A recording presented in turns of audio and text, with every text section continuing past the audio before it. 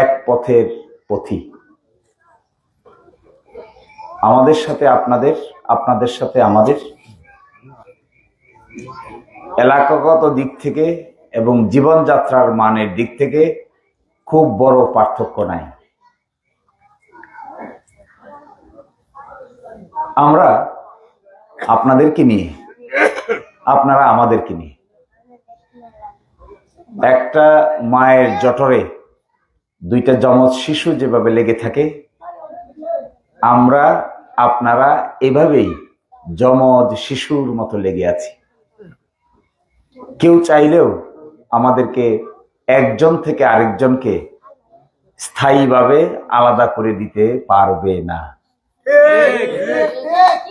আমাদের মধ্যে এই যে পরস্পরের প্রতি ভালোবাসা, সম্মান এবং শ্রদ্ধাবোধ, এটাই একজন মানুষকে মানবিকভাবে মর্যাদাশীল করে তোলে।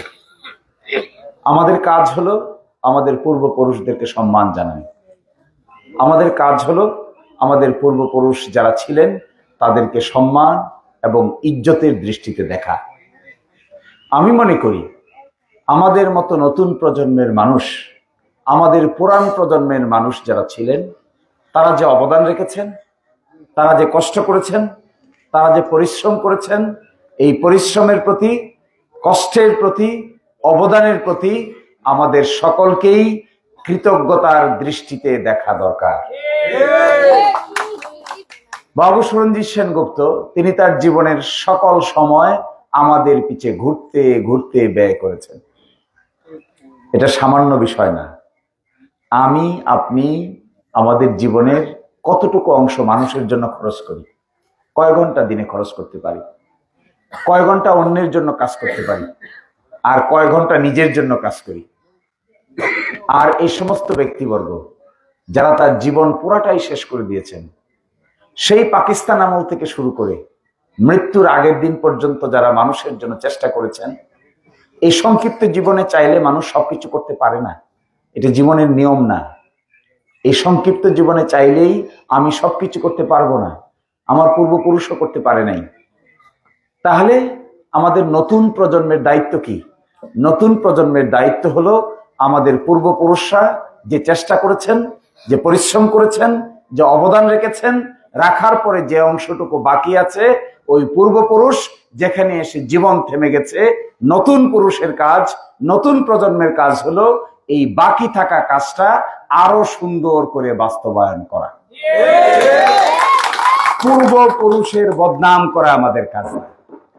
আমি দেখি মানুষ মাইক পাইলেই গালিগালাজ করে, মাইক পাইলেই অন্যকে দোষারোপ করে, মাইক পাইলেই গরম হয়ে উত্তেজিত হয়ে কি বলবে, মাইকেই ফাটাই দিবে নাকি শরীরেই ফাটাই দিবে, এই উত্তেজনায় আর টিকে না।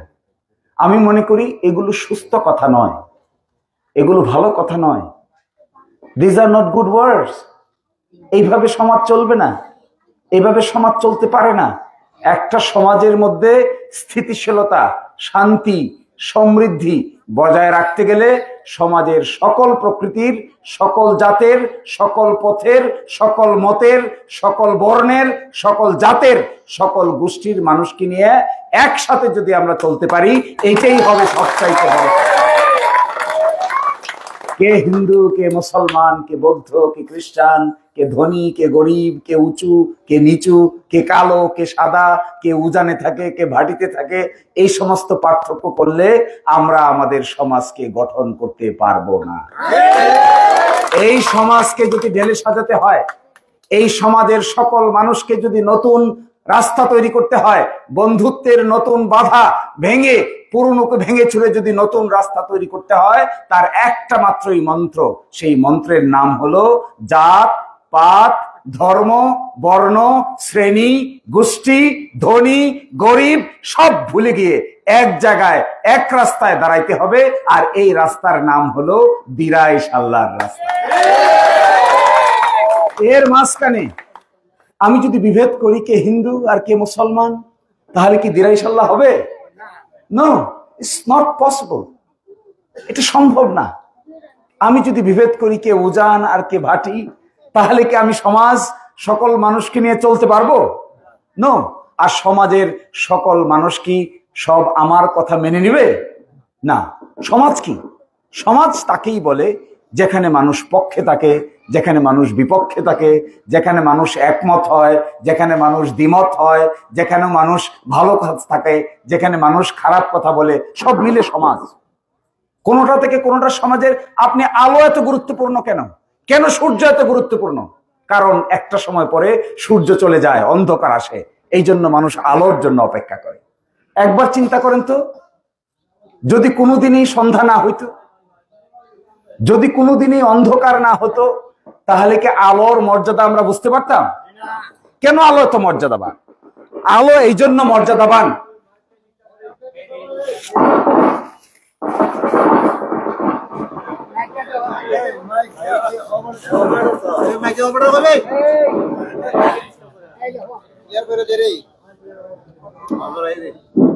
এই আলো এত মর্যাদাবান কারণ অন্ধকার আছে, তাই আলোর মূল্য বেশি। দিন এত মর্যাদাবান কেন? কারণ রাত্রের আগমন হয়। রাত্রের যদি আগমন না হতো, অন্ধকার যদি না আসতো, তাহলে আমরা দিনের মর্যাদা বুঝতে পারতাম না। অমাবস্যা কেন এত অন্ধকার? কারণ পূর্ণিমা আসে তাই। আর পূর্ণিমা কেন এত সুন্দর? ফুটফুটে চাঁদ, মনে হয় দিনের মতো, হাওর দেখা যায়, নৌকা দেখা যায়, বাড়ি দেখা যায়। এই পূর্ণিমা এত, পূর্ণিমার চাঁদ দেখার জন্য মানুষ অধীর আগ্রহে বসে থাকে, কারণ এই পূর্ণিমা পার হয়ে একটা সময় পরে আবার সেই অমাবস্যার আগমন ঘটে। এই দিন রাত, পূর্ণিমা, অমাবস্যা, সূর্য, সন্ধ্যা, দিন এবং রাত, আসমান এবং জমিন, ভালো এবং খারাপ, সুন্দর এবং অসুন্দর, এগুলো আছে দেখেই এই সমাজে পরস্পর পরস্পর মত পার্থক্য শেষ দিন পর্যন্ত থাকবেই। এখন প্রশ্ন হলো, এই মত পার্থক্যকে ভুলে আমরা কত কাছাকাছি আসতে পারি? এটাই বড় প্রশ্ন। সবচাইতে বড় প্রশ্ন হলো, মত পার্থক্যকে ডানে বামে রেখে, ডানে বামে মনের ভিতরে দুঃখ, কষ্ট, জ্বালা, যন্ত্রণা, মতবিরোধ, এটাকে ডানে বামে রেখে কত কাছাকাছি আমরা একে অন্যের পাশে দাঁড়াতে পারি। যদি আমরা এই মত পার্থক্যের জায়গাটাকে ডানে বামে রেখে সামান্য দুঃখ কষ্টকে ভুলে গিয়ে বড় চিত্রটাকে দেখে কাছাকাছি আসতে পারি, ভালোবাসতে পারি, হিন্দু মুসলমানের বিভেদ ভুলতে পারি, উঁচু নিচুর বিভেদ ভুলতে পারি, উজান ভাটির বিভেদ ভুলতে পারি, ধনী দরিদ্রের বিভেদ ভুলতে পারি, সামান্য অসামান্যের বিভেদ ভুলতে পারি, জাত পাতের বিভেদ ভুলতে পারি, আমি আপনাদেরকে একটা কথা বুকে হাত দিয়ে বলতে পারি, এইটা ভুলে যদি আমরা এক জায়গায় দাঁড়াতে পারি, আমাদের এই জন্মভূমি দিরাইশাল্লাহকে আমরা নতুন করে নিজের বাড়ির ড্রয়িং রুমের মতো সাজাতে পারবো। এই সাজানোর জন্য সাহস লাগে, এই সাজানোর জন্য চিন্তা লাগে, এই সাজানোর জন্য সামর্থ্য লাগে। একটা বাড়ি বানাবেন আপনি, আপনার যে বাজেট আছে, আপনার মনে অনেক স্বপ্ন আছে, বাড়িটা এরকম হবে, দোতলা হবে, 3 তলা ফাউন্ডেশন দিবেন, উপরে 5টা রুম থাকবে, নিচে 5টা রুম থাকবে, বাথরুম বানাবেন, টাইলস লাগাবেন, সিলেট থেকে ফিটিংস নিয়ে আসবেন, কল নিবেন, আয়না নিবেন, বাথরুমে ফিট করবেন, তারপর একটা বাড়ি হবে। এই চিন্তা স্বপ্ন মানুষের আছে, কিন্তু তার আগে তো দেখতে হয় এই চিন্তাটা বাস্তবায়ন করার আগে পকেটে যদি বাজেট না থাকে, তাহলে কি এই এত সুন্দর বাড়ি বানানো যায়? তাহলে আমরা যে সাজাতে চাই আমাদের জন্মভূমিকে, আমরা যে বলছি আমার জন্মভূমির রাস্তা নাই, আমরা বলছি আমার জন্মভূমিতে শ্মশান ঘাট নাই, আমরা বলছি আমার জন্মভূমিতে ছায়া মন্দির নাই, আমরা বলছি আমাদের জন্মভূমিতে কবর নাই, আমরা বলছি আমাদের জন্মভূমিতে যাত্রী ছাউনি নাই, আমরা বলছি আমাদের জন্মভূমিতে রাস্তাঘাট, গাড়ি, হাসপাতাল, স্কুল, কলেজ, মাদ্রাসা, মসজিদ, মন্দির নাই। স্বপ্ন তো এগুলো করার, স্বপ্ন এগুলো বাস্তবায়ন করার। স্বপ্ন হলো গাড়ি দিয়ে আসার, স্বপ্ন হলো গাড়িতে যাওয়ার, স্বপ্ন হলো আরামে থাকার, স্বপ্ন হলো স্বস্তিতে থাকার।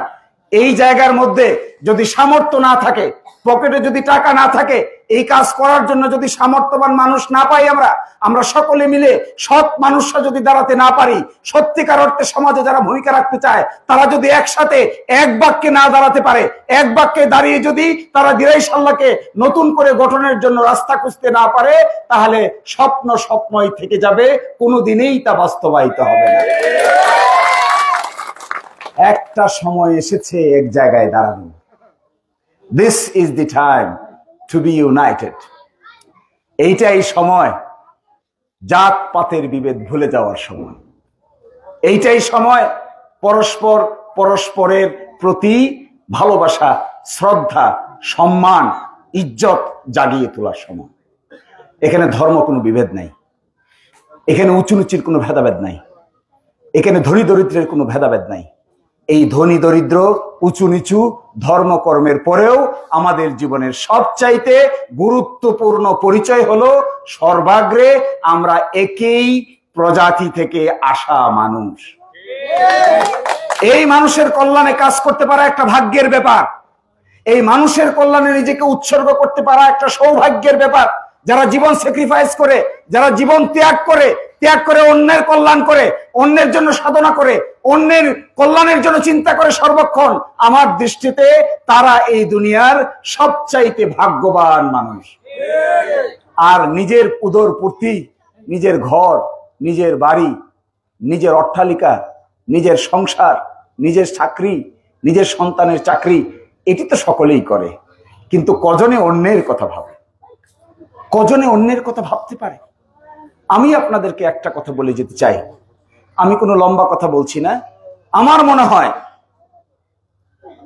একটা জমিনকে যদি ঢেলে সাজাতে হয়, সর্বাগ্রে যে জিনিস প্রয়োজন হয়, এই জিনিসের নাম হলো ওই জমিনের দায়িত্ব কারা পালন করবেন তাদেরকে ঠিক করতে পারাই হইল সবচাইতে বড় সিদ্ধান্ত। একটা মাইক্রোবাস দিরাই থেকে সাল্লা কিংবা দিরাই থেকে সিলেটে যায়, কিন্তু মাইক্রোবাসের একজন ড্রাইভার থাকে আর বাকিরা সব প্যাসেঞ্জার থাকে। ওই প্যাসেঞ্জাররা ওই মাইক্রোবাসে যখন উঠার পরে টিকিট কেটে ভাড়াও দেয়, কিন্তু মাইক্রোবাসটা চালানোর দায়িত্ব ওই প্যাসেঞ্জারের থাকে না, মাইক্রোবাসটা চালানোর দায়িত্ব থাকে ওই ড্রাইভারের। যদি আমি ভুল করে একটা মাতাল ড্রাইভারকে সামনে নিয়ে মাইক্রোবাসে উঠি, আমি যদি ভুল করে একজন মাদকাসক্ত ড্রাইভারকে সামনে নিয়ে মাইক্রোবাসে উঠি, আমি নিজের টাকা দিয়ে মাইক্রোবাসে উঠবো, নিজের পয়সা দিয়ে মাইক্রোবাসে উঠবো, 200 টাকা ভাড়া দিয়ে সুনামগঞ্জ যেতে চাইবো, কিন্তু আমি খেয়াল করি নাই আমি কোন মাইক্রোবাসে উঠছি। এই মাইক্রোবাসের ড্রাইভার এবং মাইক্রোবাসের হেল্পার সুস্থ কিনা, রাতে ঘুমিয়েছে কিনা, মাদকাসক্ত কিনা, তা যদি এখান থেকে না বুঝতে পারেন, তাহলে এই মাইক্রোবাস যদি পছন্দ করতে হয় যে মাইক্রোবাসের ড্রাইভার মাদকাসক্ত, যে মাইক্রোবাসের হেল্পার রাতে না ঘুমিয়ে টলমল অবস্থায় তার উস্তাদকে গাইড করে, তাহলে ধরে নিতে হবে ওই মাইক্রোবাসের যাত্রীরা কোনো দিনেই সিলেটে পৌঁছাতে পারবে না। আমরা চাই আমাদের মধ্যে গুরুত্বপূর্ণ, অত্যন্ত সুস্থ, সামর্থ্যবান, শক্তিশালী, সাহসী মানুষ আমাদের ড্রাইভারের দায়িত্ব পালন করুক। এইটা যতক্ষণ, এই দায়িত্ব যদি একজনের চাইতে আরেকজন ভালো হয়, সে দায়িত্ব পালন করবে। এই দায়িত্ব পালন করার ক্ষেত্রে যদি আমার চাইতে ভালো কেউ হয়, সে করবে। আমি যদি ভালো হয় আমি করব, আমার চাইতে ভালো একজন হয়, তার চাইতেও ভালো একজন হয়, তিনি করবেন। এই স্বাধীন মন নিয়ে সুস্থ মানুষের মস্তিষ্কের মধ্যে যদি নতুন নেতৃত্ব আমরা প্রতিষ্ঠা করতে পারি, আমি আপনাদেরকে বলতে চাই, যদি আমরা এই মাইক্রোবাসের ড্রাইভার, মাইক্রোবাসের হেল্পার সঠিকভাবে সিদ্ধান্ত নিয়ে বসাইতে পারি, তবেই শুধুমাত্র আমাদের মনের ভিতরে লুকিয়ে থাকা স্বপ্ন, আমাদের মনের ভিতরের ছবি, আমাদের মনের ভিতরের চিন্তা, এগুলো বাস্তবায়ন করতে গেলে সর্বাগ্রে প্রয়োজন হবে, সবচাইতে আগে প্রয়োজন হবে ওই মাইক্রোবাসের একজন দক্ষ ড্রাইভার। এই দক্ষতার পরিচয় দিতে না পারলে আমরা সম্মুখ পানে অগ্রসর হতে পারবো না। মনের কথা মনেই থাকবে, মনের চিন্তা মনেই থাকবে, মনের যন্ত্রণা মনেই থাকবে, মনের স্বপ্ন মনের মধ্যেই থেকে যাবে। ফলে আমি আপনাদেরকে লাস্ট কথা বলতে চাই, আমি আপনাদের কাছে কোনো নেতা নই, আমি আপনাদের ভাই, আমি আপনাদের বন্ধু, আমি আপনাদের ভাতিজা, আমি আপনাদের সম্পর্কে বন্ধুর মতো, ভাইয়ের মতো, ভাতিজার মতো, ওই নেতা নেত্রীর মতো না। আমি মনে করি জনগণের সঙ্গে যার ভালোবাসার সম্পর্ক গড়ে ওঠে, জনগণের সঙ্গে যার বোঝাপড়ার সম্পর্ক গড়ে ওঠে, জনগণের সঙ্গে যার পরস্পরকে মর্যাদা দেওয়ার সম্পর্ক গড়ে ওঠে, আমার বিবেচনায় দুনিয়াতে সফল নেতা তারা হন, সফল ব্যক্তি তারা হন যাদেরকে ওই অঞ্চলের জনগণ তার হৃদয় নিংড়ানো ভালোবাসা দেয়। আর জোর জবরদস্তি করে, বাধ্য করে, চিপায় ফেলে, নির্যাতনের ভয় দেখিয়ে, জেলে পাঠিয়ে, জুলুম করে কাউকে যদি সাপোর্ট আদায় করতে হয়, সমর্থন আদায় করতে হয়, আমি মনে করি এইটা কোনো রাজনীতির নামেই না। রাজনীতি মানুষের কল্যাণের জন্য, মানুষকে ভালোবাসার নাম রাজনীতি। একজন মানুষ বিপদে পড়ে যখন সকালবেলা আমাদের কাছে আসে, আমার কাজ হলো টু হেল্প হিম। আমার কাজ হলো তাকে হাতে ধরে তার সমস্যাটা কতটুকু আমার দ্বারা সমাধান করা সম্ভব এই চেষ্টা করা আমার দায়িত্ব। এই চেষ্টা করতে গিয়ে আমরা যে সকলটা পারি তা নয়, সবটা যে করা যায় তা নয়। কিন্তু একটা কথা আমি আপনাদেরকে বলে দিতে চাই, মানুষের সমস্যা সমাধান করার ক্ষেত্রে আমাদের মাথায় কখনো কোনোদিন একজন মানুষকে নির্যাতন করে, নিপীড়ন করে, বিপদে ফেলে, তাকে কোনোভাবে চাপে ফেলে নিজের সমর্থন আদায় করার শক্তি আমরা কোনোদিনই করতে চাই না, কখনোই না। মানুষ যদি তার মন থেকে ভালো না বাসে, আরে ভাই নির্বাচন দিয়ে কি হবে? নির্বাচন তো একদিনের একটা অন্ধকার ভোটের 2 মিনিটের কাজ। এই নির্বাচন করে আমি কি করব? এই নির্বাচন করে আমি কি পাবো? এই নির্বাচন করে আমি যাব কোথায়? কার কাছে যাব? কত উপরে উঠবো? কত উপরে উঠলে পরে আমি লাভ দেব আবার পড়বো? যে অঞ্চলের জনগণ তার আমাকে যদি ভালো না বাসেন, আপনারা যদি আমাকে আপনার বাড়িতে থাকতে না দেন, বসতে না দেন, খাইতে না দেন, চলতে না দেন, বন্ধু না পাবেন, ভাই না পাবেন, সম্পর্কের ভিত্তিতে যদি গভীর না হয়, তাহলে একটা নির্বাচনের দিন, একদিনের ভোট দিয়ে আমি কি এই দেশের মানুষের জন্য কিছু করতে পারবো? No, it's never ever possible. It's never ever possible. একটাই সফলতা, সফলতার মাত্রা হলো আপনারা এক জায়গায় দাঁড়িয়ে যদি আমাদের জন্মভূমিকে গঠন করতে চাই, তাহলে আমাদের মধ্যে পরস্পরের বিভেদ বলে নির্বাচন কেন্দ্রিক চিন্তা ভাবনার বাইরে গিয়েও একজন আরেকজনকে সম্মান, ইজ্জত এবং ভালোবাসার দৃষ্টিতে বিবেচনা করতে হবে। যখন আমরা এই ভালোবাসার দৃষ্টিতে বিবেচনা করতে পারবো, তখন বাংলায় একটা প্রবাদ আছে, কান যখন টানেন, কান টানলে মাথা আসে। আপনি টানবেন কান, মাথা কই যাবে? আপনি সামনে টান, মাথা পিছে যাবে? কান টানলে মাথা কোন দিক যায়? যেদিকে কান যায় এদিকেই। তাহলে ভালোবাসা, শ্রদ্ধা, সম্মান আগে না ভোট আগে? আপনি মানুষকে ভালোবাসেন, আমি আপনাকে ভালোবাসি, পছন্দ করি, আমরা একে অন্যের সাথে সম্পর্ক গড়ে তুলি, গভীর সম্পর্ক গড়ে তুলি, পরস্পরকে সম্মান করি, ইজ্জত করি। ভোট তার পিছে পিছে, নির্বাচন তার পিছে পিছে অটোমেটিক লক্ষণ সেনের মতো যাইতে থাকবে। ফলে আমাদের মূল উদ্দেশ্য এটা হওয়া উচিত না। নির্বাচন মূল উদ্দেশ্য হওয়া উচিত পরস্পরকে বুঝতে পারা, সম্মান দেওয়া, ইজ্জত দেওয়া এবং ভালোবাসতে শেখা।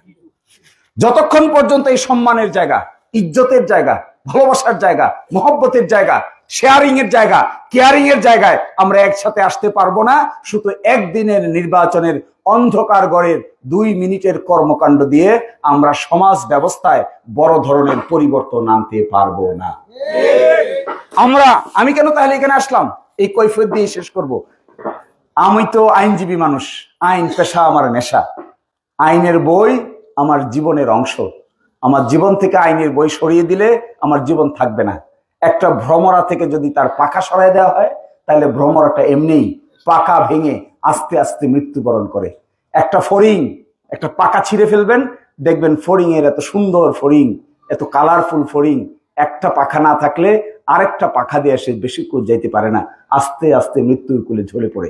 আইন পেশা আর আমার জীবনটা এরকম একটা ফড়িং এর দুটো পাখার মতো, একটা ফড়িং এর দুটো ডানার মতো। একটা ডানা ছিঁড়ে ফেললে আর একটা ডানা অটোমেটিক অকেজ হয়ে যায়। তো ওই রাস্তা ছেড়ে ওই রাস্তায় কম্প্রোমাইজ করে আমি আপনাদের সঙ্গে কাজ করতে এসেছি বড় কিছু করতে। আমি এটার জন্য আসি নাই যে আমি এসে কালভার্ট বানাবো, আমি এটার জন্য আসি নাই যে আমি এসে একটা শুধু মন্দির বানাবো, আমি এটার জন্য আসি নাই যে আমি একটা শুধুমাত্র মসজিদ বানাবো, আমি এটার জন্য আসি নাই খোদা সাক্ষী, আমি এই জন্য আসি নাই যে আমি এসে শুধুমাত্র একটা ছোট রাস্তা কোন দিকে হবে এটা পরিকল্পনা করব। আমি মনে করি এত কিছু ছেড়ে আপনাদেরকে নিয়ে কাজ করার জন্য যখন গ্রামেই আসলাম, গ্রামে হাঁটাচলা করছি, রোদে পুড়তেছি, বৃষ্টিতে ভিজতেছি, কাদামাটি হাঁটতেছি, 5 বছর পর 10 বছর পর যদি সৃষ্টিকর্তা আমাদেরকে সুযোগ করে দেন, এই 5-10 বছর পরে আমরা আমাদের এই মাতৃভূমিতে এমন পরিবর্তনের সূচনা করতে চাই যা আগামী 50 বছর 100 বছর টিকে থাকতে হবে।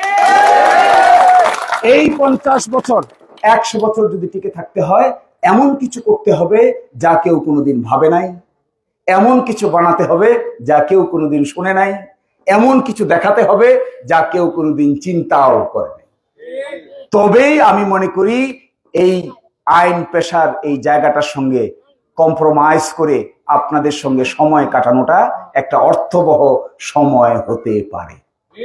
আর যদি আমিও এসে সেই গড্ডালিকা প্রবাহে গা ভাসিয়ে দেই, আমিও এসে বাদীর 2 আনা বিবাদী 4 আনা হিসাব করি, একজনের ক্ষেতের আইল আরেকজনের ক্ষেতের আইলের সঙ্গে ঠেলাঠেলিতে লেগে যাই, আমিও যদি এসে আরেক বেটার বাড়ি দখল করার জন্য 1 ডেসিমেল জায়গার জন্য মাথা খারাপ করে ফেলি, আমিও যদি কাকে আসামি বানাবো, কাকে মার্ডার মামলার আসামি বানানো যায়, কাকে জেলে ঢোকানো যায়, এগুলো করার জন্য আবার আমি এগুলোর পিছে লেগে যাই, আমি মনে করি আমার এই সময়টা পুরাটাই একটা অপচয় হিসেবে প্রমাণিত হবে। এই অপচয় করা আমার কাজ না। শেষ কথা বলছি, চলেন এক জায়গায় আমরা ভালোবাসতে শিখি, পরস্পরকে আমরা পরিবারের সদস্য মনে করি, হাতে হাত রাখি, বিশ্বাস করি, সম্মান করি, আমরা আগাই, পিছন ফিরে না তাকাই। Let's look far and farther. যতদূর দৃষ্টি যায় ততদূর তাকাই, পিছনে ফিরে তাকিয়ে সময় নষ্ট না করি। Time is very valuable. সময় এবং নদীর স্রোত কারোর জন্য অপেক্ষা করে না। টাইম চলে যায়, টাইমের গলা টিপে ধরতে হয়। সময় এসেছে কাজ করার। এই সময় কাজে লাগাতে না পারলে বছরের পর বছর, যুগের পর যুগ আমাদেরকে অনুশোচনায় ভুগতে হবে। সময় এসেছে ধান কাটার। এই সময় ধান না কেটে অপেক্ষা করলে বৃষ্টিতে ধান তলিয়ে যাবে। সময় এসেছে রোয়ার। এই সময় রোয়া রুইতে না পারলে ওই ধান ক্ষেত সঠিক পরিমাণ ধান, বেশি পরিমাণ ধান উৎপাদন হবে না। সময় এসেছে বিলে মাছ মারার। ওই সময় মাছ না মেরে অন্য সময় খেও দিলে ওই খেয়ে বেশি মাছ উঠবে না। সময় এসেছে দূরে তাকানোর। পিছনে তাকিয়ে থাকলে সময় চলে যাবে, কোনোদিনই দূরে তাকানো হবে না। আমি আপনাদেরকে অনুরোধ জানাতে চাই, চলেন আমরা সামনে দেখি, বড় কিছু দেখি, উত্তম কিছু দেখি। আমাদের নতুন প্রজন্মের মানুষদের জন্য নতুন কিছু করে যেতে হবে। We love them, we have to do something for my sons, for my গ্র্যান্ডসন্স।